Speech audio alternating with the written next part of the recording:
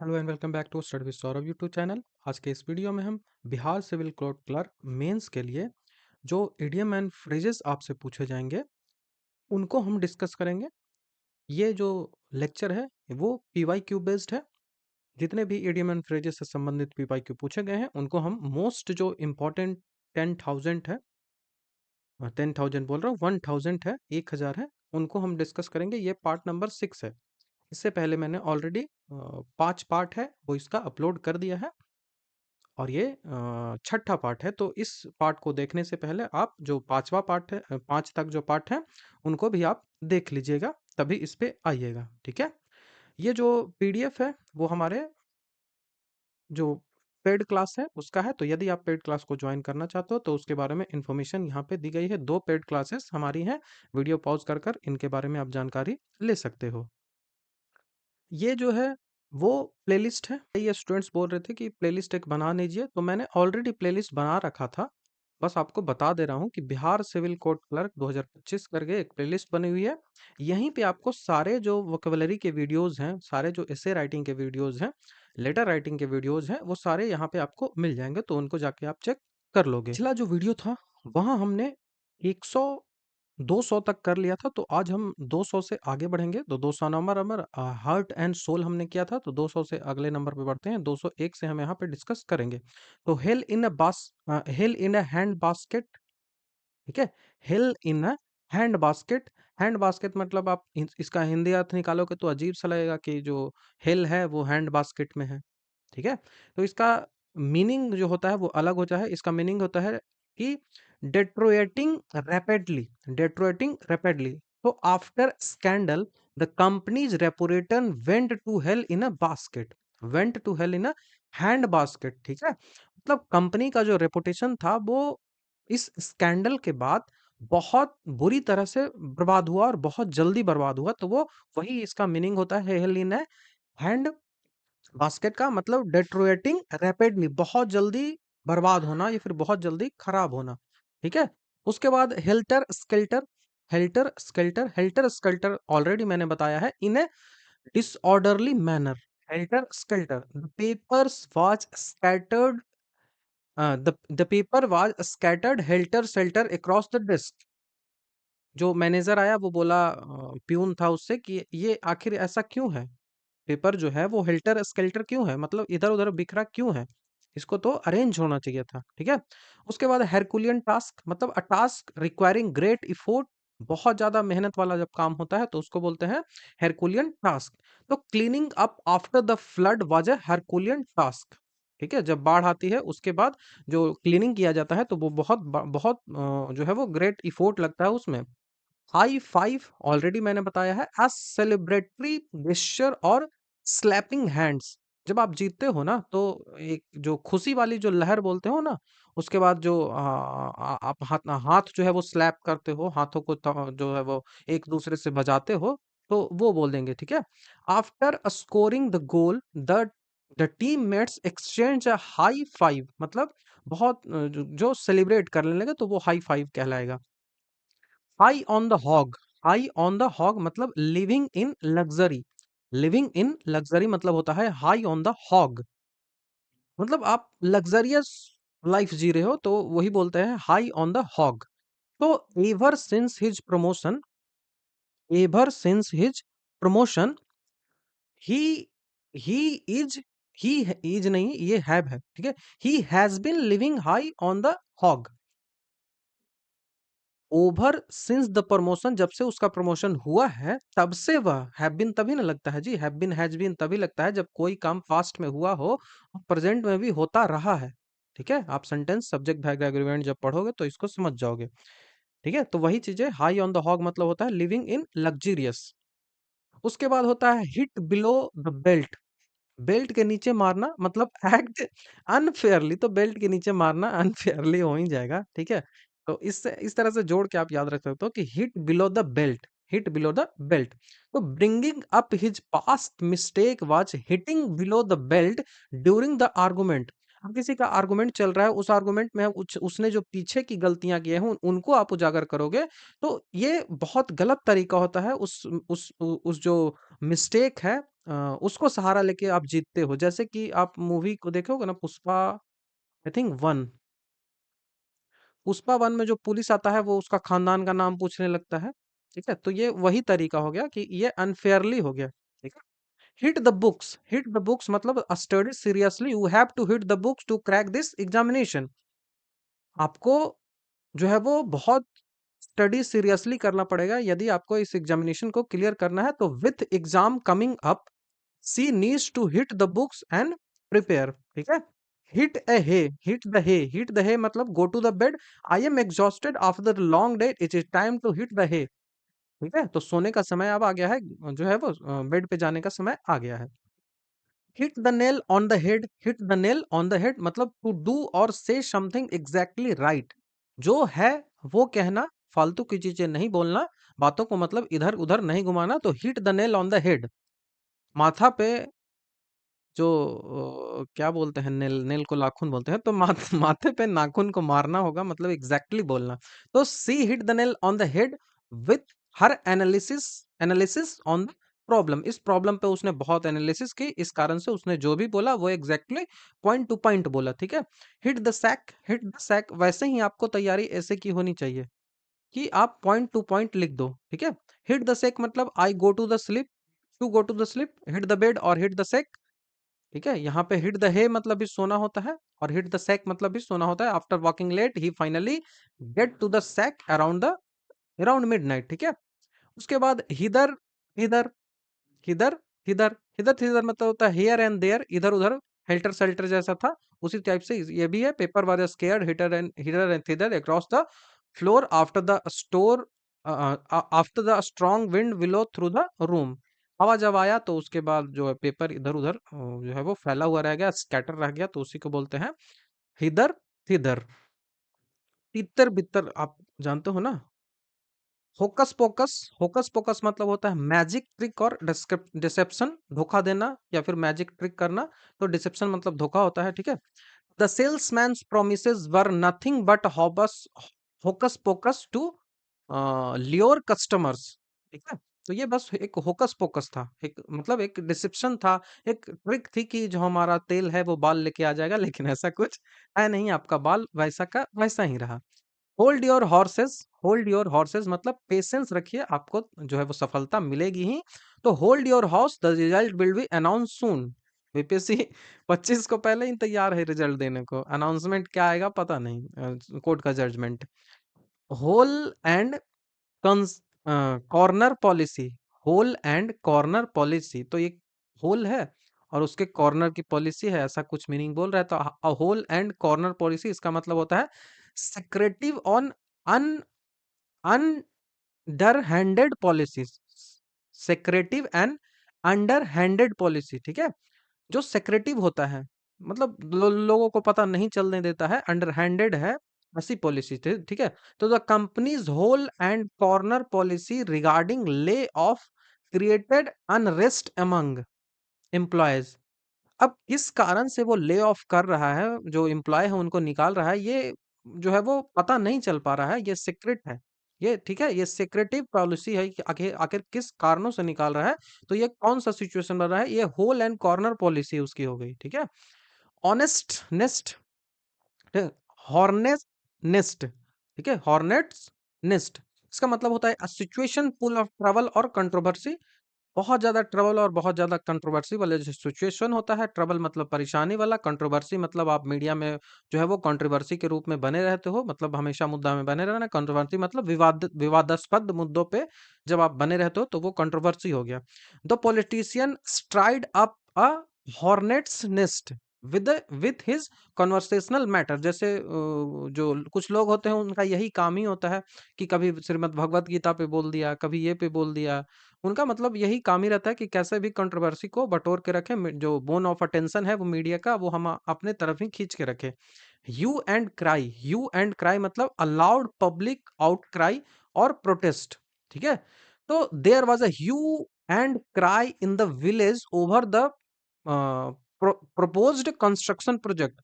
गांव में जो है वो कंस्ट्रक्शन प्रोजेक्ट प्रपोज किया गया है गवर्नमेंट ऑफ इंडिया के द्वारा, तो उस कंस्ट्रक्शन प्रोजेक्ट को ये लोग जो है वो इनको प्रोटेस्ट कर रहे हैं, ह्यू एंड क्राई चल रहा है। क्यों? क्योंकि वो एक जो है वो कल्चरल हेरिटेज को तोड़ने की बात कही जा रही है, तो इस कारण से प्रोटेस्ट चल रहा है। तो ऐसा कुछ आप जोड़ के लिख सकते हो। ठीक है, तो ह्यू एंड क्राई मतलब होता है कि जब पब्लिक के द्वारा जो है वो प्रोटेस्ट किया जाए, या फिर बहुत ज्यादा प्रोटेस्ट बड़े स्तर पे हो, तो वो कहलाता है हस मनी। हस मनी मतलब होता है money paid to keep someone silent.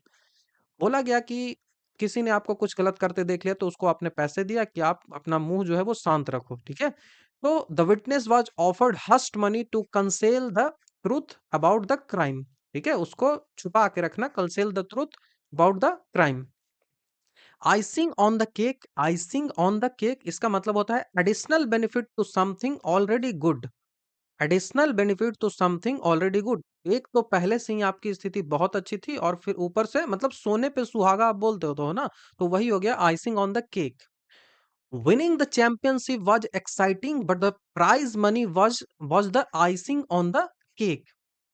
ठीक है, विनिंग चैंपियनशिप विना तो वो तो बहुत अच्छी बात है ही, एक गुड न्यूज है ही। उसके बाद जो प्राइज मनी भी मिल गया बहुत ज्यादा, ये तो और सोने पे सुहागा हो गया। ठीक है, तो एडिशनल बेनिफिट और समथिंग ऑलरेडी गुड, जब कोई पहले से चीज है उसमें एडिशनल जो बेनिफिट्स मिल जाए आपको, तो वो होता है। Idle hands, idle hands are the devil's tools. Idle hands are the devil's tools. ठीक है, टूल मतलब हथियार मान लो, डेविल मतलब आप जानते ही हो, हैंड मतलब हैंड होता है। ठीक है, तो ऐसा कुछ आप जोड़ने के लिए इन सब मीनिंग्स का यूज कर सकते हो। ठीक है, तो idle hands on the devil tools, तो doing nothing can lead to trouble. जब आप कुछ नहीं करते हो, जब आप कुछ नहीं करते हो, तो वो परेशानी ले आ जाती है। ठीक है, leading leading up leading to trouble. Doing nothing can lead to trouble, जब आप कुछ नहीं करते हो तो वो परेशानी पैदा करती है, वो ट्रबल करती है। जैसे कि to keep the kids occupied during the summer vacation, she enrolled them in a art classes because idle hands are the devil tools। मतलब कि जो बोलते हैं ना कि खाली दिमाग शैतान का होता है। ठीक है, खाली दिमाग शैतान का, वही वाला ये चीज है कि कुछ है नहीं करने को, तो वो खुरफाती कुछ ना कुछ कर ही देगा, और जिससे ट्रबल हो जाएगी। जैसे बच्चे क्या है, कुछ करने को है नहीं, तो किचन में घुस गया, सारा तोड़ फोड़ कर दिया सामान को। तो ये इस कारण से जो है वो माँ ने उसको इनरोल करवा दिया समर वेकेशन जो है वो आर्ट क्लास में। ठीक है, समर वेकेशन के during. If it is not one thing it is another.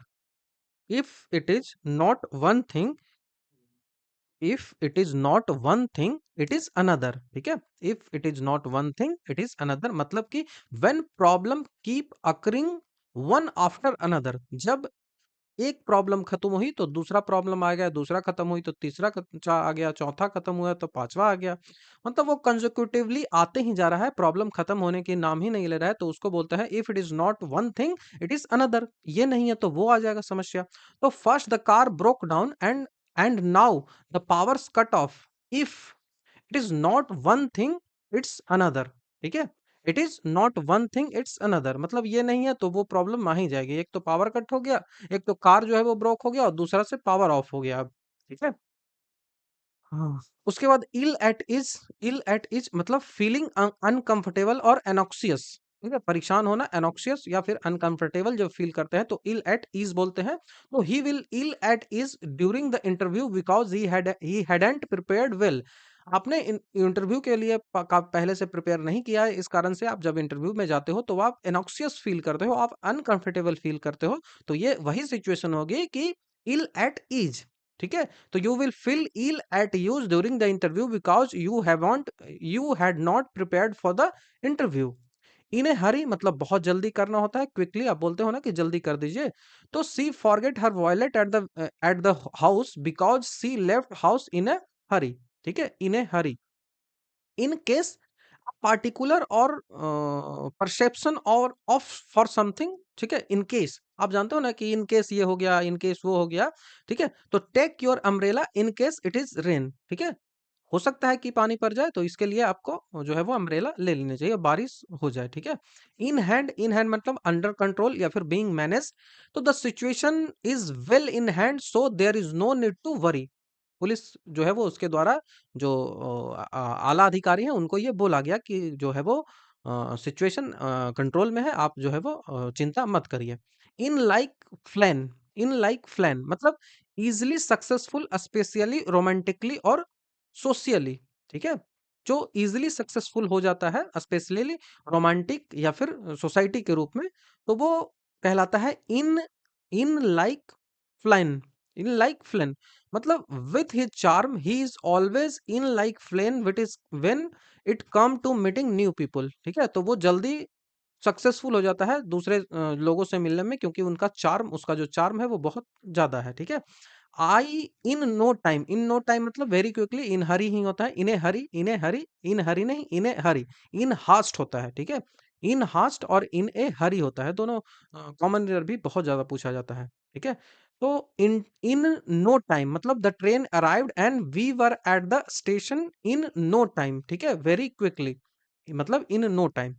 In the bag, in the bag मतलब सर्टेन टू बी सिक्योर्ड और अचीव्ड, ठीक है? आपने कुछ चीजों को सिक्योर कर लिया है या फिर सर्टेन है कि सिक्योर हो जाए, मतलब ये हमारे हाथ में ही है, ऐसा बोलते हो ना, तो वही इन bag. With his experience the job offer is particularly in the bag, ठीक है? मतलब हमारे हाथ में ये जॉब है। In the buff, in the बफ मतलब नेकेड, तो the actress daring scenes required him to appear in the buff, ठीक है? मतलब नेकेड, नेकेड मतलब होता है बिना वस्त्रों के, न्यूड बोल सकते हो, ठीक है? In the heat of the moment, in the heat of the moment, तो इसका मतलब in the heat of the moment मतलब होता है overwhelmed by emotions at the time, किसी समय इमोशन से बहुत ज्यादा आप भर जाते हो, बहुत ज्यादा इमोशनल हो जाते हो, तो वही जो सिचुएशन होती है वो कहलाती है in the heat of the moment, in the heat of the moment. She said some harsh things in the heat of the moment that she later regretted, उसने भावनाओं में आकर कुछ बुरा कह दिया, हार्श थिंग कह दिया, जिसके बारे में वो बाद में पछता रही थी, ठीक है? तो इन the heat of the moment मतलब होता है कोई जो है वो हार्ड चीज आप कह देना, हार्श चीज आप कह देते हो, इमोशनली में आके भावनाओं में आप बह के और आप बोल देते हो, तो वही सिचुएशन है, ठीक है? In the long run, in the long मतलब होता है कि over a long period of time, Making making eco-friendly changes to your home may be expensive, but it will save money in a long run. आने वाले समय में ये जो है वो आपका पैसा बचाएगा। अभी भले ही लग रहा है कि इको फ्रेंडली चीजों को अपनाने में बहुत एक्सपेंसिव ये है, नॉर्मल थिंग्स है, लेकिन बाद में जो है वो सही होगा। अभी आपको लग रहा है कि आप में इम्प्रूवमेंट नहीं दिख रही है पढ़ने में, लेकिन जैसे ही आप आगे बढ़ते चलोगे तो आपको पता चलेगा, इन द लॉन्ग रन आपको पता चलेगा कि इस पढ़ने का क्या फायदा हुआ। इन द वर्स्ट वे मतलब वेरी मच और ग्रेटली, मतलब वेरी मच और ग्रेटली, तो इसका मतलब होता है in the worst way. After months apart he missed his family in the worst way, बहुत इंपॉर्टेंट है, बहुत इंपॉर्टेंट है, आपको याद रखना है वेरी मच या फिर ग्रेटली। तो after months apart he missed his family in the worst way। in time to मतलब early enough to do something, early enough to do something, in time to मतलब होता है early enough to do something, मतलब कुछ चीजों को करने के लिए जो समय होता है वो पहले पर्याप्त समय है। जैसे कि नोटिफिकेशन आया तो आप बोलते हो ना कि अभी 2 महीना एग्जामिनेशन के लिए काफी समय है, ठीक है? तो we arrived just in a time to catch the last train, ठीक है? इन टाइम मतलब कि पहले आप पहुंच चुके हो, कि पर्याप्त समय आपके पास है। इन टच मतलब जो इन टच मतलब कि कम्युनिकेशन होते रहता है, तो उनको इन टच बोलते हैं। इन वेन मतलब बर्बाद में, ठीक है? विदाउट सक्सेस और रिजल्ट मतलब इन वेन मतलब बर्बाद हुआ, फालतू में, ये कहलाता है। They search for the missing keys all night but it was in vain मतलब वो समय जो है वो बर्बाद हुआ। इन योर फेस मतलब बोल्ड एंड एग्रेसिव कन्फ्रंटेशन, ठीक है? बोल्ड और अग्रेसिव कन्फ्रंटेशन होता है, तो इन योर फेस होता है, इसका मतलब the protesters in your face tactics draw attention to their causes, ठीक है? काउज, ठीक है? तो ये इन योर फेस हो गया, मतलब बोल्ड और aggressive confrontation. Ins and outs मतलब डिटेल और डिटेल्स, जो किसी भी चीज के बारे में डिटेल्स हो या फिर उसका intricacies of something, intricacies of something हो गया, तो she knows the in and outs of the running successful business. वह जानती है कि एक जो सक्सेसफुल बिजनेस को कैसे चलाया जाए, तो इसके बारे में वो डिटेल से जानती है। तो जब किसी चीज का डिटेल जाना तो इन एंड आउट कहलाता है। इनसाइड आउट मतलब होता है with the inner side exposed. Inside out मतलब with the inner side exposed. तो she he accidentally wore his shirt inside out to the meeting. ठीक है। उसके बाद होता है intents and purposes. Intents and purposes मतलब पार्टिकुलरली और इसेंशियली। पार्टिकुलरली या फिर essentially. The renovation the renovation for all intents and purposes transformed the old building into a modern facility। ठीक है। ये जो पार्टिकुलरली और इसेंशियली इसका मीनिंग होता है। तो जो रिनोवेशन किया गया वो पार्टिकुलरली किया गया, एसेंशियली था ट्रांसफॉर्म करने के लिए ओल्ड बिल्डिंग को न्यू मॉडर्न फैसिलिटी लाने के लिए। तो वो हो गया इंटेंस्ड इन एंड पर्पसेस। तो इन फिग इन फेग्यूर्स। ठीक है। इसका मतलब होता है हम सीम लॉजिकल और reasonable. He missed the meeting that that figures he is always late. ठीक है। ये ये जो है वो सीम्स टू बी लॉजिकल और रीजनेबल होता है। तो ये जो meeting, he missed the meeting that figures he always late. ठीक है। उसके बाद होता है it takes two a tango. It takes two a tango मतलब both parties are responsible for the situation और प्रॉब्लम। एक हाथ से ताली नहीं बजती, दोनों बजाएंगे तभी आएगा। ठीक है। तो the argument scattered because it is takes two to tango. ठीक है। दो रहता है तभी जो है वो जो है वो होता है। मतलब वो अकेला चना घड़ा नहीं फोड़ता ना, ऐसा कुछ है ना एक, वैसा ही है ये। It's a small world. It's a small world मतलब frequently encountering the same peoples in an expected place. Frequently जो है वो आप ऐसे जो है वो लोगों से मिल जाते हो अनएक्सपेक्टेड प्लेसेस पे। ठीक है। तो वही कहलाता है इन ए स्मॉल वर्ल्ड। मतलब बड़ी-बड़ी कैसे करके है ना कुछ हिंदी में, हिंदी वाला उतना मुझे पता नहीं है। I ran into my childhood friend at the airport, it is a small world. मतलब अचानक से जब किसी से आप मिल जाते हो तो it is a small world बोलते हो। ठीक है। इट इज़ एनीवन्स कॉल मतलब द आउटकम इज़ अनसर्टेन। आप प्रिपरेशन कर रहे हो तो आप श्योर नहीं हो सकते हो कि आपका जो है वो रिजल्ट हो ही जाए। ठीक है। आप इसके बारे में श्योर नहीं हो सकते हो। तो the outcome is certain uncertain. Certain वो नहीं है। तो with both teams perform so well it is anyone's call who will win.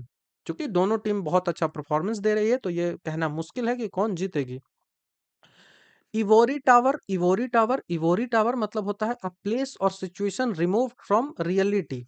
एक ऐसा प्लेस या फिर एक ऐसा सिचुएशन जो रियलिटी में है ही नहीं, उसको जो रियलिटी से हटा दिया गया है। तो the critics says academics often live in an ivory tower detach from the real world issue. ठीक है। जो रियल वर्ल्ड इशू है उसको, उस रियलिटी को हटा के जो एकेडमिक्स जो होती है वो नॉर्मल की बातों पे जो है वो जो है वो आर्गुमेंट्स करती रहती है, क्रिटिक्स करते रहती है। ठीक है। तो क्रिटिक्स से जो आलोचक थे उन्होंने कहा कि एकेडमी जो है वो हमेशा यही कहती है, एकेडमी जो है वो ऐसे जो प्लेस में जीती है, ऐसे चीजों में जीती है जो रियलिटी में है नहीं, रियल वर्ल्ड इशू पे वो बात ही नहीं करती। ये कहने का मतलब है। ठीक है। उसके बाद इवी लैग्यू मतलब होता है a group of prestigious university in the US. उतना इंपॉर्टेंट ये नहीं है। जे वॉक मतलब to cross the street carelessly और अगेंस्ट द रूल। तो इसका मतलब होता है जे वॉक, बहुत ज्यादा इंपॉर्टेंट है ये, याद रखिएगा। The pedestrian was fined for jaywalking during the rush hour. ठीक है। फाइन उनको किया गया। जोसिंग में मतलब होता है टीजिंग और जोकिंग विद समवन। तो जोसिंग में होता है, तो हमने बोला कि stop joshing me, I know you are not serious about the buying a pet tiger. ठीक है। Keep on keep an eye on him. Keep an eye on him मतलब वॉच हिम केयरफुली। पुलिस बोलता है कि हम इसको jail से तो छोड़ रहे हैं लेकिन इस पे कीप ऑन आई करना है। ठीक है। Keep an eye on him, इस पे ध्यान आप रखना। तो please keep an eye on him the baby while I was preparing dinner. ठीक है। Keep body and soul together मतलब अर्न इनफ टू सर्वाइव। जितना पैसे की जरूरत आपको होती है उससे ज्यादा कमाना, मतलब पर्याप्त पैसे कमाना, तो उसको बोलते हैं keep body and soul together. He worked multiple jobs to keep body and soul together. मतलब जो अपना खर्चा है गृहस्थी चलाने के लिए, कीप और चेन अप, मतलब stay positive in difficult situation. आपका रिजल्ट नहीं हो रहा है फिर भी आप स्टे पॉजिटिव रहें, तभी आप आगे की तैयारी कर सकते हैं, अदरवाइज जो है वो आप डिप्रेस्ड हो जाएंगे। तो इसके लिए जरूरी है कि कीप योर चिन अप। तो even though he failed the exam, I told him to keep his chin up and try again, क्योंकि रिजल्ट होगा ही। किक द बकेट मतलब टू डाई होता है। The old man finally kick the bucket after a long illness, बहुत दिन से बीमार था बूढ़ा व्यक्ति, तो वो फाइनली मर ही गया। ठीक है, तो हमने यहाँ पे 50 जो इडियम एंड फ्रेजेस हैं उनको काफी क्विक देखने का प्रयास किया, उनके जो मीनिंग्स हैं उनको भी मैंने बताया, उनके जो सेंटेंस में यूज हो सकते हैं उनको मैंने काफी डिटेल से आपको डिस्कस कर दिया है। तो आई होप आपको वीडियो अच्छा लगा होगा। यदि आपको वीडियो अच्छा लगता है तो आप हमारे चैनल को सब्सक्राइब, वीडियो को लाइक शेयर कमेंट कर दें, ये आपकी जिम्मेदारी है। मैंने अपनी जो ज़िम्मेदारी पढ़ाना है वो मैं कर रहा हूँ, तो आप अपनी ज़िम्मेदारी इसका निभाइए, ताकि मुझे भी कुछ मतलब एक पता चले कि हाँ, लोगों को पसंद आ रहा है, अदरवाइज़ मैं क्यों मेहनत करूँगा बताइए? ठीक है? क्योंकि मुझे और जो हमारा पेड कोर्सेज़ होता है उनके लिए भी कंटेंट प्रिपेयर बहुत ज़्यादा करना पड़ता है, बहुत मुझे मेहनत लगती है, ठीक है? तो आपके लिए मैं कुछ कर रहा हूँ, तो आप मेरे लिए बस ये कर दीजिए, शेयर करिएगा ताकि व्यू ज़्यादा आ सके, ताकि ज़्यादा से ज़्यादा लोगों को हेल्प हो सके। ठीक है? तो थैंक यू वीडियो देखने के लिए। नेक्स्ट वीडियो है उसमें आपसे जल्द ही मिलता हूँ।